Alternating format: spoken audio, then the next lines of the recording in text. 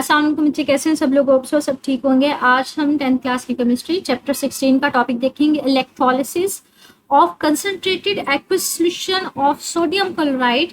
Sodium chloride का बच्चे जो दूसरा नेम है इसको ब्राइन भी बोला जाता है।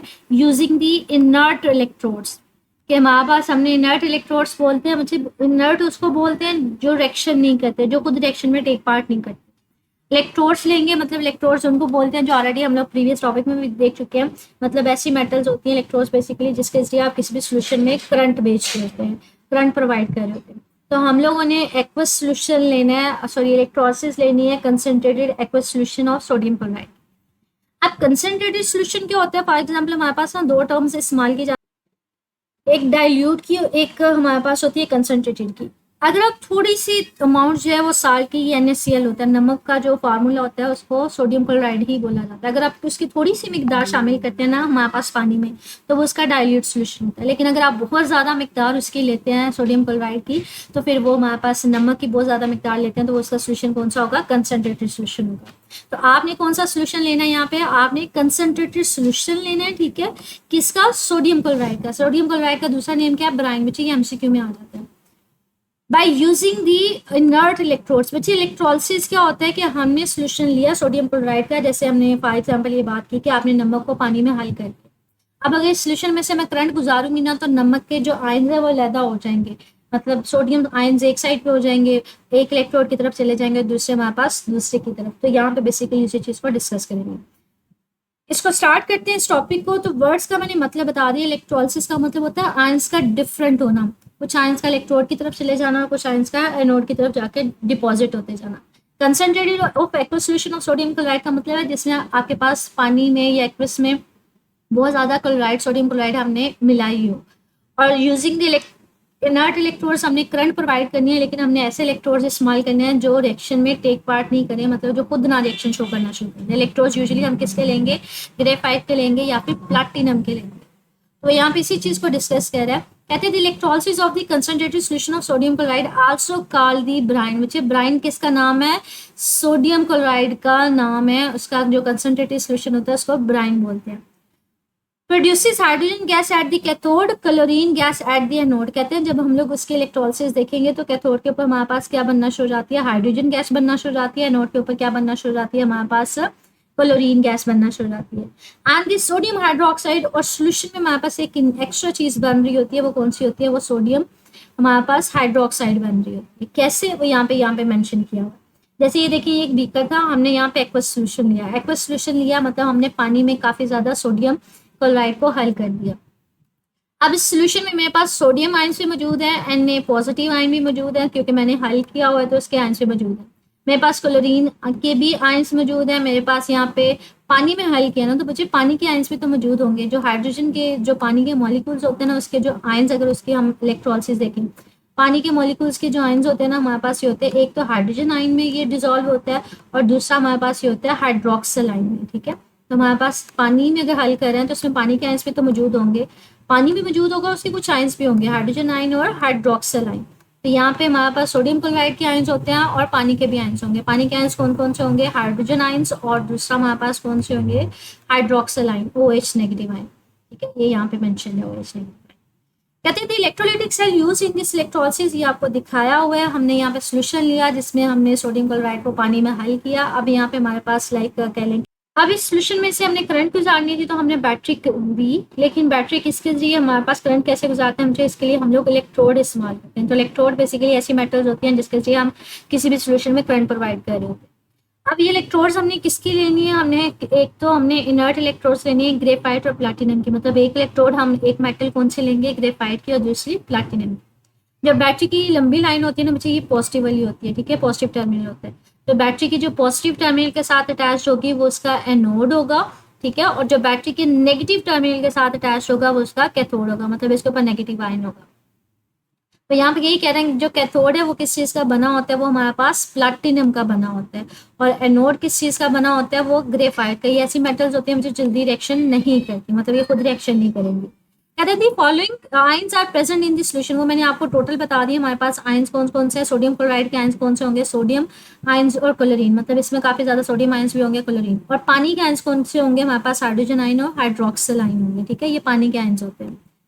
कहते हैं बहुत सोडियम आयन और हमारे पास जो वाटर मॉलिक्यूल्स है माइग्रेट टूवर्ड्स दी कैथोड। अच्छा यहाँ पे ना एक छोटी सी कहते हैं अब कैथोड की तरफ कौन कौन से आयंस आएंगे, एक तो मेरे पास जो सोडियम आयन है वो जाएंगे क्योंकि उसके ऊपर प्लस चार्ज है, दूसरा हमारे पास जो हाइड्रोजन आयन है उसके ऊपर भी प्लस चार्ज है वो भी जाएंगे, और कुछ पानी के या वाटर मॉलिक्यूल्स हैं वो भी हमारे पास क्या होंगे, वो भी इसकी तरफ मूव करेंगे, किसकी तरफ, कैथोड की तरफ। तो ये बेसिकली तीन तरह के आयंस होते हैं, सोडियम आयन, हाइड्रोजन आयन और वाटर मॉलिक्यूल आयन जो है वो कैथोड की तरफ मूव ऑन करते हैं।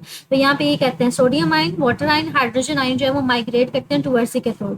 Since water molecules and hydrogen ions have a great tendency to reduce as compare to the sodium ions, so they pick up the electrons from the cathode to form the hydrogen gas. यहाँ पे एक छोटी सी बात है, बच्चे याद रखिएगा कि हमने ना ऑक्सीडेशन और रिडक्शन का कंसेप्ट पढ़ा था। हमने कहा था ऑक्सीडेशन कब होती है, जब कोई एटम जो है ना अपने अंदर से इलेक्ट्रॉन को निकाल देता है, और रिडक्शन कब होती है, जब कोई एटम जो है ना वो बाहर से कहीं से इलेक्ट्रॉन लेता है।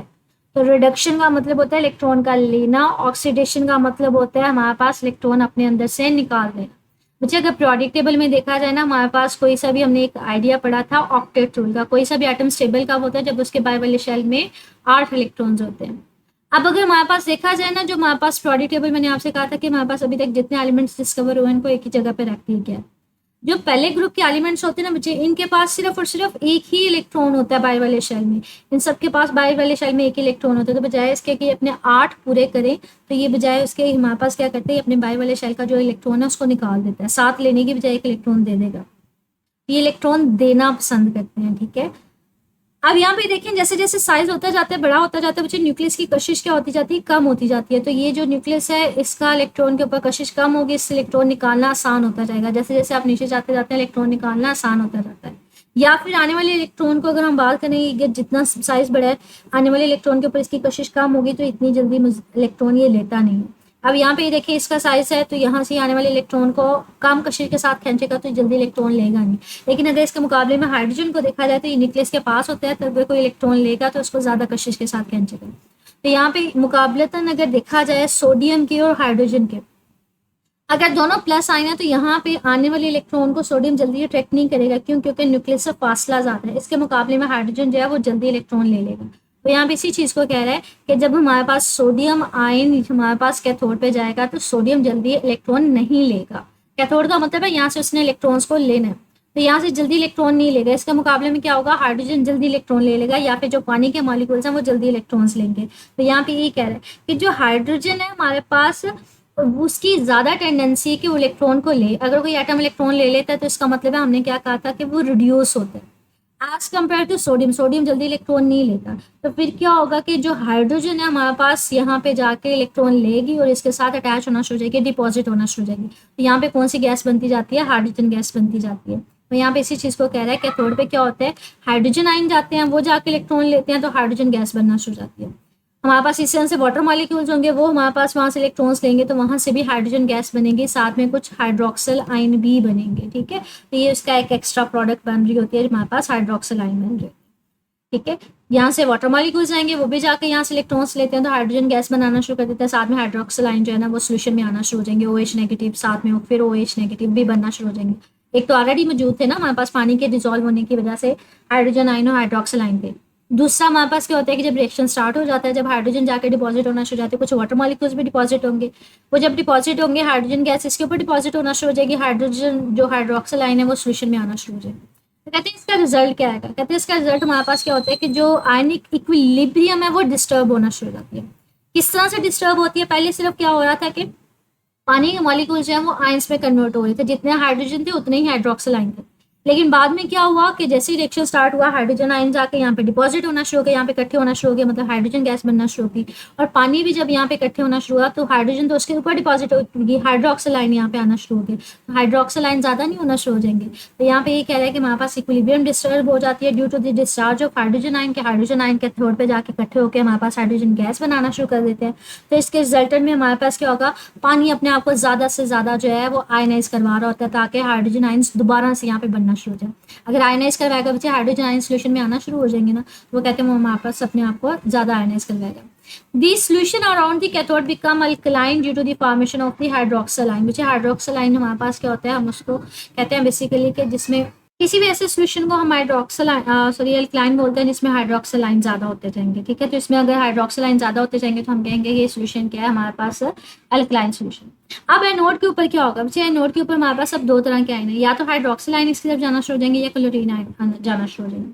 अब क्लोरीन मैंने कहा था इसके पास जो है ना हमारे पास कह लें कि नेगेटिव आयन है, जब ये एनोड के ऊपर जाएंगे इनको अपना इलेक्ट्रॉन देना शुरू करेंगे, इलेक्ट्रॉन अपना दे देंगे और यहाँ पे क्लोरीन गैस बनती जाएगी, डिपॉजिट होना शुरू हो जाएगी। तो यहाँ पे इसी चीज़ को कह रहा है कि एनोड के ऊपर बेसिकली क्या हो रहा होगा, सोल्यूशन जैसे क्लोरीन जाएगा हमारे पास एनोड के ऊपर, वहाँ पे अपना इलेक्ट्रॉन निकाल देगा और क्लोरीन जो है वो डिपॉजिट होना शुरू हो जाएगी। Solution gradually alkaline due to the presence, वो ऑलरेडी हम लोग ऊपर बात कर चुके हैं कि जैसे जैसे हाइड्रोक्सल आयन ज़्यादा होते जाएंगे हमारे पास वो अल्कलाइन सोल्यूशन होता जाएगा। The volume of the hydrogen and chlorine become gases obtained as well, कि हमारे पास जो कैथोड के ऊपर कौन सी गैस बनती जाती है, हमारे पास हाइड्रोजन, और हमारे पास एनोड के ऊपर कौन सी बनती जाती है, क्लोरीन। अब हमारे पास यहाँ पे सोल्यूशन में देखें, मतलब सोडियम तो डिपॉजिट नहीं हो रहा और हमारे पास यहाँ पे क्या हो रही है, एक तो हाइड्रोजन डिपॉजिट होना शुरू हो गई, यहाँ पे क्लोरीन जाकर डिपॉजिट होना शुरू हो गई। अब सोल्यूशन में क्या बचा, सोल्यूशन में तो सोडियम आयंस बच गए और कौन से बच गए, हाइड्रोक्सल आयन बच गए। तो ये दोनों आपस में रिएक्शन करके ना हमारे पास सोडियम हाइड्रोक्साइड बना देते हैं, तो ये खुद आपस में रिएक्शन कर जाएंगे। तो हम कहते हैं हमारे पास साइड प्रोडक्ट क्या आना शुरू हो जाता है, सोडियम हाइड्रोक्साइड आना शुरू हो जाता है। तो यहाँ पे ये देखिए ये बताया कि हमारे पास साइड प्रोडक्ट एक तो हमारे पास सोडियम हाइड्रोक्साइड आएगा, दूसरा क्लोरीन गैस आएगी हमारे पास एनोड के ऊपर, कैथोड पे आएगी हाइड्रोजन गैस। बेसिकली हमारे पास पूरे सोल्यूशन में था क्या क्या, एक तो हमने मेटल जो सोडियम क्लोराइड हमने हल की थी पानी के अंदर, तो दो चीज़ें थी हमारे अंदर, हमारे पास क्या क्या था, एक्वस सोल्यूशन था, सोडियम क्लोराइड का मतलब पानी मौजूद था उसमें और सोडियम क्लोराइड आया क्या क्या, कैथोड के ऊपर हमारे पास हाइड्रोजन गैस बनती गई, एनोड के ऊपर क्लोरीन गैस बनती गई, सोल्यूशन में OH नेगेटिव और हाइड्रोजन पॉजिटिव थे, ये दोनों रिएक्शन करके सोडियम हाइड्रोक्साइड बनता गया। तो सोडियम हाइड्रोक्साइड हमारे पास क्या आ जाएगी, एक एक्स्ट्रा बाय प्रोडक्ट आ जाता है, ठीक है। ये आपका लॉन्ग क्वेश्चन आ रहा है कि आपके पास इलेक्ट्रोलिसिस है, उसके ऊपर आपने डिटेल नोट लिखते हैं, ठीक। तो ये आप पूरा टॉपिक ही प्रिपेयर करेंगे, कुछ पूछना कमेंट सेक्शन में पूछ लीजिएगा। ओके, अल्लाह हाफिज़।